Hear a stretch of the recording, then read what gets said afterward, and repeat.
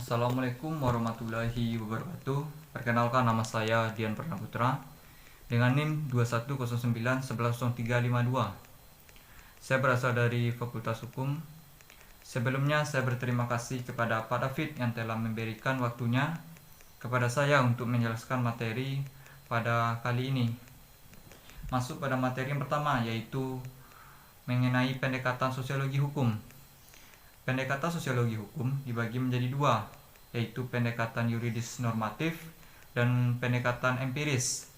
Pendekatan yuridis normatif dalam pengkajian hukum juga mempunyai sisinya yang lain, yaitu hukum yang di dalamnya kenyataannya dalam kehidupan sosial kemasyarakatan. Hukum dalam kenyataan dimaksud bukan kenyataan dari bentuk pasal dalam undang-undang, melainkan sebagaimana hukum itu dioperasikan oleh masyarakat dalam kehidupan seharinya.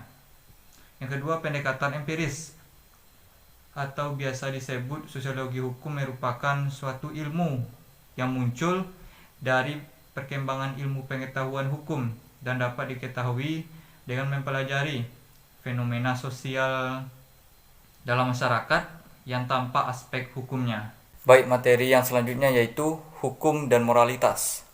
Hukum adalah peraturan baik yang tertulis maupun yang tidak tertulis.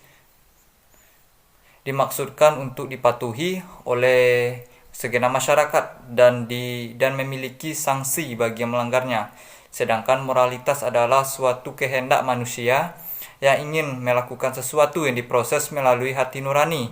Jika dapat diperhadapkan, maka hubungan hukum dan moralitas ini ketika tidak dikaitkan satu sama lain maka akan menjadikan hubungan hukum dan masyarakat tidak bisa bertemu atau tidak cocok untuk dijalankan, karena hukum kalau dipisahkan dengan moralitas akan menjadi hukum yang jahat bagi masyarakat. Begitu pula moral tanpa hukum ketika tidak dikaitkan maka masyarakat tidak akan tertib dalam kehidupannya. Selanjutnya mengenai hukum dalam konteks perubahan sosial, yaitu dimulai dari solidaritas sosial yang dibagi menjadi dua, yaitu solidaritas mekanis dan solidaritas organis. Solidaritas mekanis yaitu melalui masyarakat yang segmental atau masyarakat sederhana, yaitu berasal dari hukum restitutif. Sedangkan solidaritas organis terdapat pada masyarakat modern melalui hukum represif.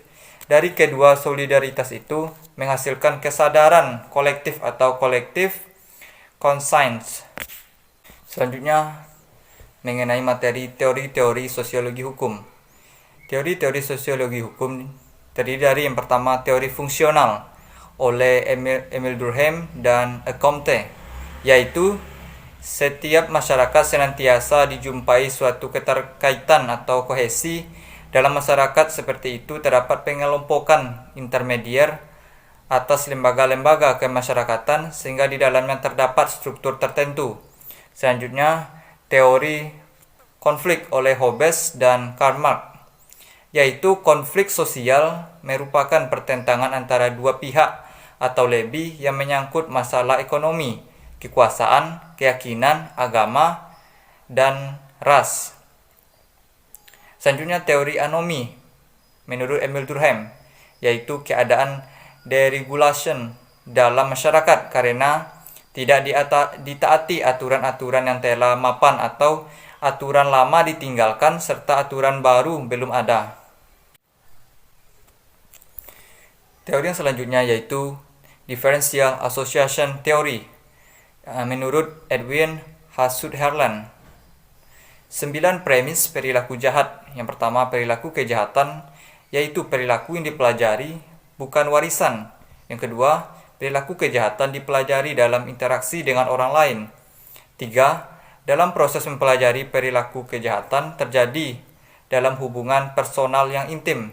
4. Ketika perilaku kejahatan dipelajari termasuk teknik, motif, dorongan-dorongan, alasan pembenaran, dan sikap tertentu. 5. Arah dan motif dorongan itu dipelajari melalui definisi-definisi dari peraturan hukum.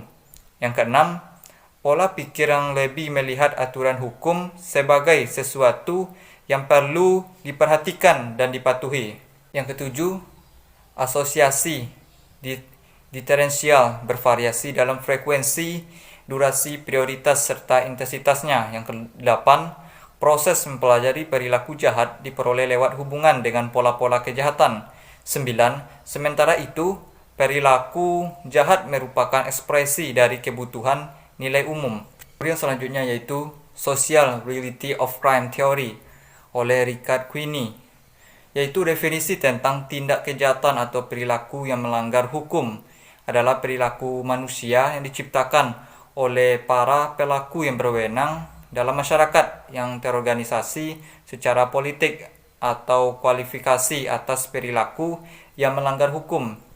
Kejahatan adalah gambaran perilaku yang bertentangan dengan kepentingan kelompok masyarakat yang memiliki kekuasaan untuk membentuk kebijakan publik.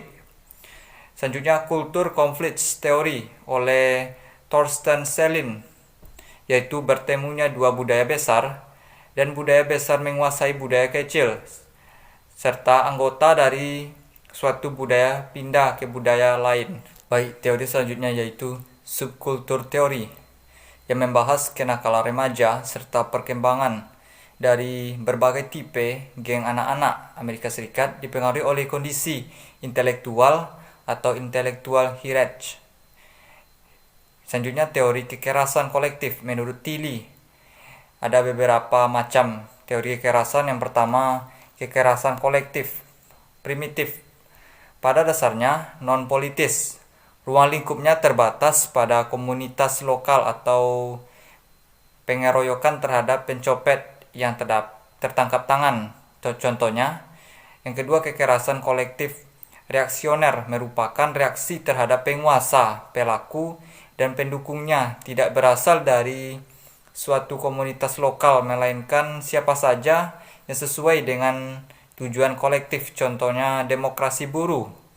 Yang ketiga, kekerasan kolektif modern merupakan sarana untuk mencapai tujuan politis untuk atau ekonomis dalam masyarakat, contohnya kerusuhan 14 Mei 1998 di Jakarta. Teori selanjutnya yaitu teori konspirasi menurut Matthias Brockert, yaitu mutasi dalam kehidupan tidak saja terjadi atas dasar pertarungan atau persaingan soal keberadaan, tetapi juga persekutuan dan kerjasama yang justru memungkinkan terjadinya evolusi.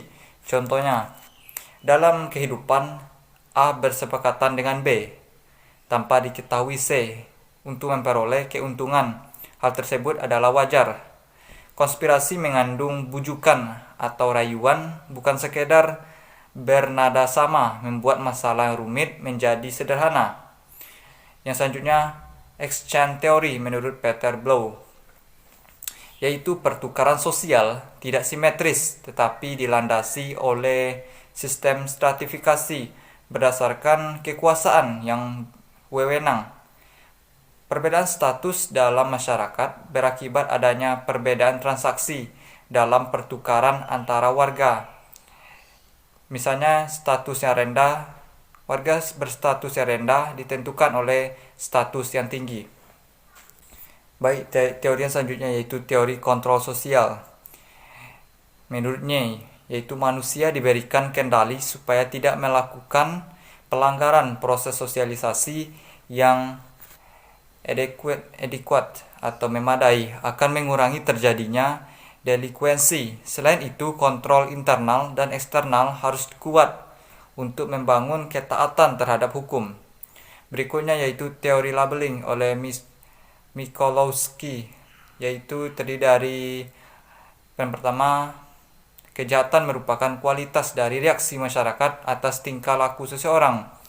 2. Reaksi itu menyebabkan tindakan seseorang dicap sebagai penjahat. 3. Umumnya tingkah laku seseorang yang dicap jahat menyebabkan orang juga diperlakukan sebagai penjahat. Yang keempat, dilakukan sebagai penjahat terjadi dalam proses interaksi. Materi berikutnya yaitu mengenai Realitas penegakan hukum. Realitas penegakan hukum yaitu masalah penegakan hukum pada dasarnya merupakan kesenjangan antara hukum normatif atau dasolen dan hukum secara sosiologis atau dasein, atau kesenjangan antara perilaku hukum masyarakat yang seharusnya dengan perilaku hukum masyarakat yang kenyataannya. Ruang lingkup masalah seputar penegakan hukum ini dapat diperluas dengan berbagai masalah, yaitu apakah peran aparat penegak hukum sesuai dengan standar perilaku yang digariskan hukum, bagaimanakah tingkat kepatuhan hukum masyarakat, apakah mekanisme penyelesaian sengketa atau pelanggaran hukum mengikuti prosedur yang dikehendaki hukum, dan faktor-faktor apakah yang mempengaruhi proses penegakan hukum. Dalam memahami realitas dengan melihat penegakan hukum, kehendak peraturan-peraturan hukum itu diterima sebagai deskripsi dan kenyataan. Baik, sekian penjelasan materi dari saya. Assalamualaikum warahmatullahi wabarakatuh.